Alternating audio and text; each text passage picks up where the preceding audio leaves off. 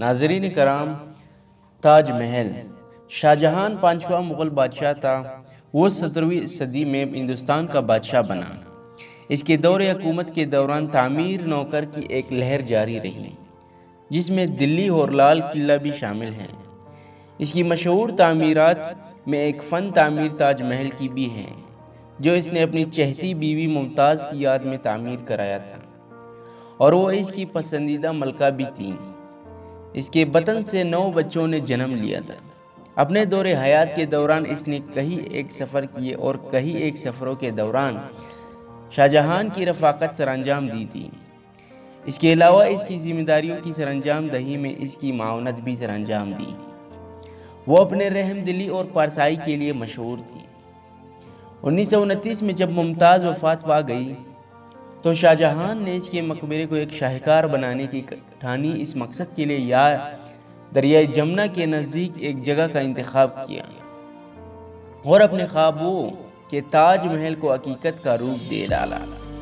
تاج محل میں باغات ہیں جن میں نہریں بہتی، پتھروں سے بنائی گئی دیواریں، مینار ہے اور ایک بڑا دروازہ ہے، اور اس کی اونچائی تقریباً 30 میٹر 100 فٹ ہے۔ یہ مقبرہ بنیادی طور پر ایک مربع شکل کا حامل ہے، جو ایک پلیٹ فارم پر کھڑا ہے۔ اس کے مینار 41.75 میٹر 137 فٹ اونچائی کی حامل ہے۔ جب محل کی تعمیر اپنے اختتام کو پہنچی تو تب شاہ جہاں کا یہ ارادہ تھا کہ دریا کے مخالف کنارے اپنے لیے بھی سنگ مرمر کا ایک مقبرہ تعمیر کروائے، لیکن قدرت کو کچھ اور ہی منظور تھا۔ اس کا بیٹا اورنگزیب اس کی خلافت بغاوت پر آمادہ ہو گیا اور اس کو آگرہ میں نظر بند کر دیا۔ 1616 میں شاہ جہاں موت سے ہمکنار ہو گیا اور تاج محل میں اپنی بیوی کے قدموں میں دفن کر دیا۔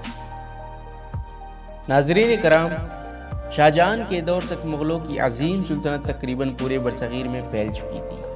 مغل کی سلطنت کے خزانے میں منہ تک بھرے ہوئے تھے۔ ممتاز محل بادشاہ کی تیسری اور سب سے چہتی بیوی تھی۔ تاج محل دراصل بادشاہ کی لاڈلی بیوی کا مزار ہے، جو اس نے اپنی بیوی کے مرنے کے بعد اس کی یاد میں بڑے چاؤ سے بنوایا تھا۔ تاج محل 1632 میں ممتاز کے مرنے کے بعد تعمیر ہونا شروع ہوا اور 1653 میں مکمل ہو گیا۔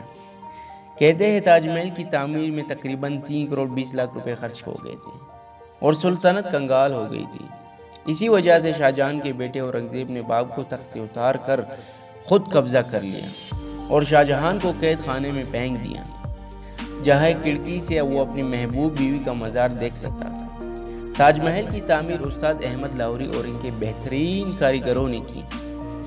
سنا ہے کہ محل کی تعمیر کے بعد شاہ جہاں نے سب کاریگروں کے ہاتھ کٹوا دیے تھے تاکہ وہ دوبارہ اس جیسی عمارت نہ بنا سکیں۔ تاج محل آج بھی اگر وہ انڈیا میں اپنی پوری آب و تاب کے ساتھ کھڑا ہے، پوری دنیا سے لوگ محبت کی اس یادگار علامت کو دیکھنے انڈیا کا رخ کرتے ہیں۔